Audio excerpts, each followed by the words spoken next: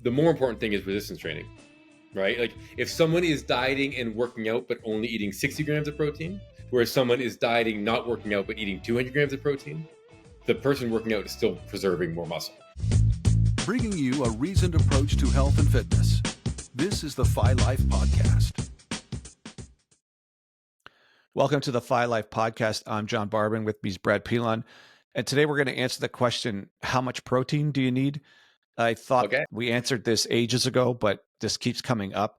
And I guess maybe different generations of people or different groups of people are arriving at the idea of, oh, there's some amount of protein I'm supposed to have. So just because we might have been looking through this back when we were ages ago, and then, wrote about it and arrived at what we think is enough for us and the people we train, that doesn't mean all of a sudden everybody in the world all of a sudden downloaded that information at the same time we did. Yeah. Like, I'm just surprised people keep asking a question that I thought was answered a long time ago, but that just means it was answered for me and whoever I deal with. Yeah. So I guess it's reasonable that there's still a bunch of people just discovering, I don't know how much protein do I need? Is there a need? Do I just eat whatever I eat and who cares? So I guess we're going to try to answer that question here again for anyone who hasn't arrived at an answer for themselves so far. I'm going to start with a quick story because it was Healthy's, the supplement shop, when I moved from Burlington up to Guelph. And I was working for, I think Sue was the manager. Yep. And I remember being upset because I answered the 20th question on creatine that day. Yeah. And I'm like, oh my God, I get the same question every time. It's so annoying. And Sue was like, well, it's the very first time that person ever asked it. I was like, oh, yeah, just because I've answered it 20 times, that it's not from the same person, right? So anyway, when it comes to protein, let's start with the general idea of the RDA, RDI, the recommended daily amount, recommended daily allowance, no matter what it is in the country you live in. It's probably around 50 to 60 grams for a man or woman. The reason that number is there is because the amount of protein you lose in any given day is around 50 or 60 grams. So 50 or 60 grams of protein is broken down in your body, and way more is broken down, but 50 or 60 grams is broken down and found to be unusable.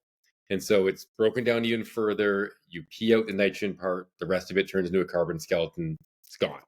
So in order to keep you protein neutral, in terms of you're not losing lean mass, but you're not gaining lean mass, that all the important proteins in your body, and we're not just talking muscle, we're talking hormones, we're talking all your vital organs, we're talking blood-bound things, all of that is maintained at roughly the amount.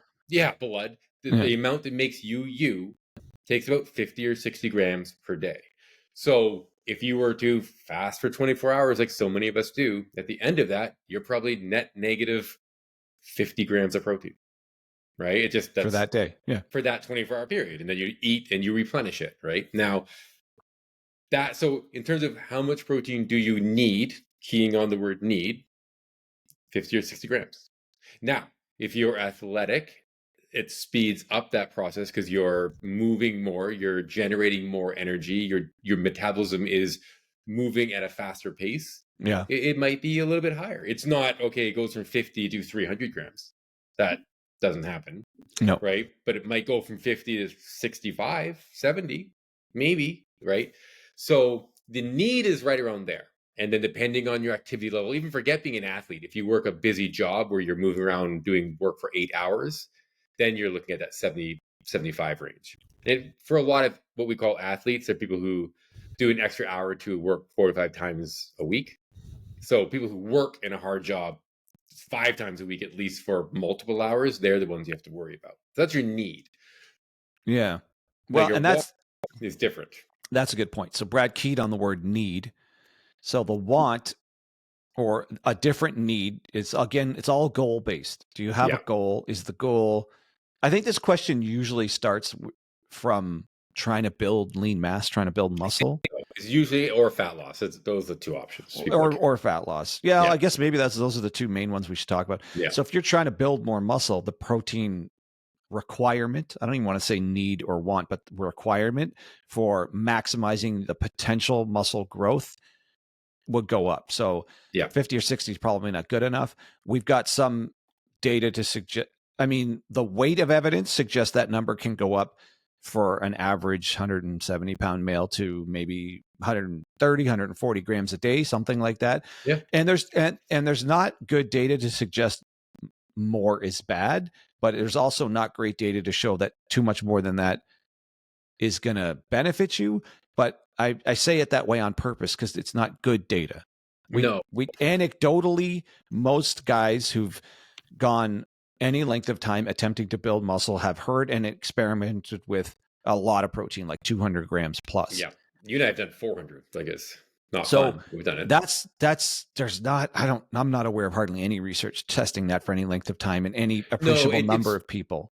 It goes like, the more you eat, the more muscles gained. It's a really nice relationship up to about, for an average sized person, 100, 150. And then it starts really coming across like this and evening out. Then it gets to the point where you're taking a few studies and trying to interpret, okay, we got a couple. Mm-hmm. We got a couple that show nothing, but then we got a couple that did show. It becomes very vague. Also because they're just, if you think about, if I'm telling you that the average recommendation is 60, mm-hmm. So a lot of studies are like, well, let's see what happens if we double that. Very few studies are like, let's tenfold that. Right. Yeah. So the amount of studies becomes less and less. But we do know you see really good results up to about 100, 150 in that range. And if you think about gaining 1 pound of pure muscle in a week, so that's 400 and almost 50 grams of protein. And now a pound of muscle wouldn't all be protein. It's like 18% protein. Let's just pretend it's all protein. That's still only like an extra 50 or 60 a day, which puts us right at that 100, 110 we're talking about. Right. Then there is the argument that some of the amino acids, so protein is made up of amino acids, some of those amino acids act as signaling molecules, and you need those high to turn on the muscle building processes. Mm-hmm. But again, the numbers that they come across is easily found in like 100 grams of normal animal protein mixed with plant, or maybe 150 of plant protein, right? You do need a bit more plant to hit those numbers if that's the case, but you're still kind of hitting everything at that 120. So that seems to be a really good minimum cutoff if you're trying to build muscle. Yeah. Going over, it's not like you go over to 200 and all of a sudden, boom, no muscle gains at all. So there's no real muscle gain risk to going over. But the hard part there, and you and I have kind of worked on this, is if you're trying to keep your calories somewhat under control, it's very hard to eat 500 grams of protein and only eat 2,800 calories, right? Like you don't have a lot of limiting fast. Yeah. I mean, even 200 grams, if you haven't tried it, that's hard. That's really hard. And if you're trying to go in excess of that, which we have tried before, without kind of just choking down kind of gross protein shakes, there's not a really great way to get it all through food with any sort of true balance to your diet that's even remotely satisfying to eat. It just becomes eating as much protein as possible to hit to that number, and then you just fill in the rest with some nominal chicken, tuna, and then a little bit of rice if you're lucky. It's to try to get like 200 plus grams of protein. You're definitely eating you're dosing your food more than you're eating. You're not really enjoying how you're eating anymore. You remember Breeze used to eat tuna right out of the can at work, which smelled amazing. But he had to do it in the kitchenette with the sinks running. He'd only eat the tuna if the sinks were running, because he'd eaten so much tuna he couldn't do it any other way. Like he had to have a noise to take his mind off the people go to extremes to get high amounts of protein. Yeah, and exactly. For most people, that story is, there's a few bodybuilders who are like, I did that too. Yeah, I've done that too. Yeah, they're like, I'm not doing that. So you can go higher. It's just why, right? And then the other argument with muscle that a lot of people forget is, more often than not, we're not talking about the absolute amount of muscle you can grow, but rather how quickly you can grow it. So if I'm eating 300 grams of protein and my clone is eating 200 grams of protein, I may gain 6 pounds of muscle in 8 weeks, where my clone may gain 6 pounds of muscle in like 9 weeks. It just took a bit longer. Like it's just a rate. That's a good point. Yeah. So we're both going to hit sort of a genetic maximum of how much we can gain. He just might hit it a bit earlier. So it's for muscle gain. It's likely something for the average size person who's not on anabolics. Yeah. We're throwing that out the window here. If you add that back in, there is no proof as to how Just much. Keep eating. Yeah. Probably, take your money out of it. I'm sure guys who've been into bodybuilding for any length of time, whether or not you yourself have ever used anabolic steroids or various anabolic compounds, I'm sure you've heard of guys who go 300 grams plus. But we don't know about that physiology. There's likely no good scientific research on anyone on that much anabolics and that much protein for any real length of time. So if it's just an anecdotal, well, I saw a lot of guys who were 260 pounds at 9% body fat and they ate 350 grams of protein, so that's how it has to happen. That might be true in a body that big on that much anabolic steroids. They might actually need and have the ability to use that much protein to maximize the muscle growth in those hyper anabolic conditions. But for anybody who's not on super physiological doses of testosterone and various derivatives thereof, there's no data to say we can just eat our way to that. I would actually say for the people who've decided to gamble their money and their health on steroids, get your money out. Then as much protein as you can get. Right? Because you've decided the number one most important part of your life right now is gaining muscle mass, irrespective of your health and your financial situation. Yeah. Don't limit yourself then. Just go for it. If you're going for maximum muscle and you're going to bother using anabolics, well, don't undercut yourself by not eating enough protein. Yeah. But for everybody else who's not on anabolics, what we're saying is we can't, as far as muscle growth, we can't show you any good research saying much past 150-ish grams.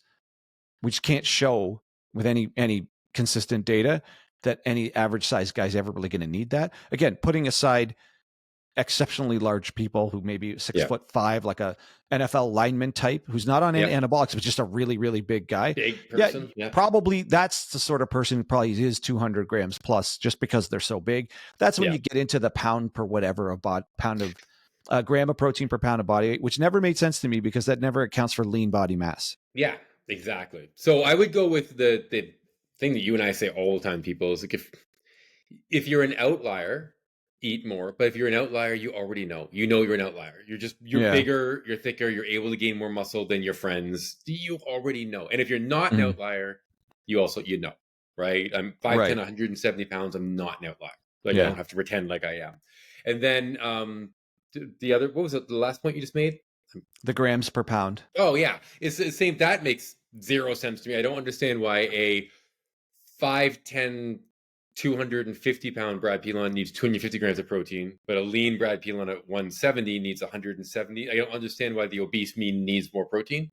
No, that's stupid. That doesn't make any sense. And that's why you and I do it by height, right? That's why we do it by height. There's no reason. There's no reason to account for fat mass in your protein intake. So the grams per pound of body weight, if that's not qualified with, well, actually, it doesn't matter. That doesn't matter. It has to be. It only makes sense if you do grams per pound of lean mass. But then that also doesn't matter because you could be at your maximum lean mass for your height, or you could be way under lean mass for your height. So that also doesn't make sense. So really, to Brad's point, just sort of comes down to height. I mean, where would we go with this? The average guy who's 6 foot-ish tall, 150 grams a day is probably more than enough to get you to your maximum over time, to your maximum muscle growth potential. Yeah, if you're over 6'3", 6'4", then you again go to probably going 200 plus. More, yeah. It's not a little bit more at that point. You're just all of you is bigger. So even if you're a 5'11" woman versus your 5'2" friends, you have a bigger liver. You have most of your organs, with exception, I think, the lungs scale with body size. Well, and also you just have more muscle mass too, even if you haven't started working out yet. Yeah. So it's the number for almost everyone's going to arrive somewhere around 150 grams. And if you're big, then tall, or actually endomorph, like you just know you have bigger muscles already, and you're trying to even make those ones bigger, you might maybe some more. But it's hard to find someone who really needs 200 plus. That's that outlet. To Brad's point, that's an outlier, and you kind of already know you are. Exactly. All right, let's flip to weight loss now. And it ends up being high again. Yes. For various reasons, right? Yeah. So it's one, you're trying to preserve muscle mass while you're dieting, and a slightly higher amount of protein may help with that. The more important thing is resistance training, right? Like if someone is dieting and working out, but only eating 60 grams of protein, whereas someone is dieting, not working out, but eating 200 grams of protein, the person working out is still preserving more muscle. So yeah. But And the that, main thing, go ahead. That's always entangled. Dieting. Yeah. We're assuming most people dieting to lose weight probably are working out, but not anymore. Not with the rise of the GLP-1s. There are a lot of people losing a lot of weight who don't work out. And I don't that should be working out. And I don't know that eating more protein, it doesn't do anything for preserving muscle mass. You have to actually work out. Good example on that is if you take someone whose leg has been casted, so you broke your leg, you're in a cast, you can't move that leg at all, doesn't matter how much protein you feed them. That muscle is shrinking. It will atrophy, right? Yes. Yeah. But the minute you can start doing some sort of physio rehab, the muscle starts coming back without massive amounts of protein. So it's just sometimes use is what you need. The other benefit of protein when you're dieting is the satiating effect. Yeah. It seems to satisfy hunger a bit better than fat or carbs in that order. Maybe it goes protein, fat, then carbs. Yeah. And it's a big jump. Like it's like protein, carbs, fat. Right, like it's fat carbs. I think it's fat carbs. So yeah. And there's the thermic effect. So again, protein, and then the other ones, right? Yeah. So for every gram of protein you eat, there's a heightened amount of energy your body's going to have to burn or expend in order to metabolize that protein versus when compared head to head with fat and carbs. Now, it doesn't mean you just eat your way to burning fat, but every little bit kind of counts when you're restricting your calories anyways. And ideally, if you're losing weight, you're restricting your calories, but your protein intake is high, which serves the purpose of satisfying appetite or hunger, but also increases some amount of thermic effect of food. Yep. So for every gram of that extra protein you eat, you're actually burning a bit more than if you eat carbs or fat. And if your calories are limited anyways, that's another benefit. And then the last piece of that, we would hope you're also lifting weights, which on your way to burning fat, you're maintaining the muscle mass and you're getting enough protein to actually facilitate maintaining the muscle mass while in a caloric deficit. So when you put all that together, it's the most useful, helpful, important macronutrient to make sure you're hitting your number when you're dieting. I would say it's more important when you're dieting than it is when you're not. Yes. So if you're trying to build muscle and you're not actively sort of lowering your calorie intake, it's helpful. But when you're lowering your calorie intake, it's immensely helpful. Like we did so with anabolic fasting, we have people eat 100 grams of protein before a 24-hour fast. Mm-hmm. And by the end of that 24-hour fast, some people still aren't hungry because the 100 grams of protein is just that satiating. Yeah. Right. Whereas, I mean, I have done after, Christmas chocolates and whatnot, like a 200, 300 grams of chocolate and try to do a 24-hour fast and 3 hours into it, been like, I'm not doing this. Right. Like it doesn't work the same. So for a weight loss point of view, I would prioritize protein even more than if I was just trying to help people build muscle. 100 grams at once is a lot. Most people have never done that. Yeah. It's like roughly the amount you would eat at like a barbecue, right? Like it's that kind of burger after burger. Yeah. It's just a lot. Yeah. So, but again, we're still talking in that 100 to 150 range. And I just don't see, again, you can try, by all means, try higher. John and I have done it. We've done it with a lot of people. And you're just like, at the end of the day, it's a really good increase. So the benefits are great up to about 100 and 150. And then they start tapering off. It doesn't mean they're disappearing completely, but they taper off enough for you to be like, okay, is this worth it? Because 250 grams in a day is a lot. I don't really enjoy the foods I'm eating, and I'm not seeing a big difference. And then the problem we run into is that people who are doing 200, 250 grams a day for 3, 4, 5 weeks are then also, they can't do it anymore. They're just done. And you're like, well, but that is a great point. More time to go. Yeah. Even bigger guys on exogenous testosterone eventually find it exhausting to eat that much protein every single day. Like it starts to become like a chore. Yeah. And I mean, eating doesn't have to be miserable in order to get to your muscle building goals.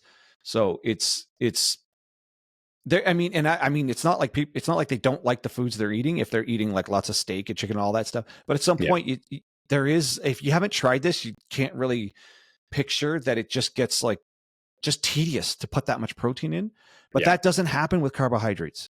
It doesn't it does you not. can just keep doing, but protein has this kind of limit where you're just like, oh my God, I can't put any more in if I tried. And which is why it's so good with dieting, but which is why it's so good. But yeah, so there's something unique about it, even though it sounds like really I can just crush a lot of steak and then also some chicken, then also, but then when you try, you're like, oh my God, that's a lot. I don't know. Yeah. I don't know how I'm going to keep doing this. So now for an advanced discussion on this, I'm always curious, and I lean towards the side of this being true, that a lot of the effects of protein come from the delta or change, which means that if you take a group of people who normally eat 60 grams of protein and you give them 120 grams of protein, they're going to see a difference.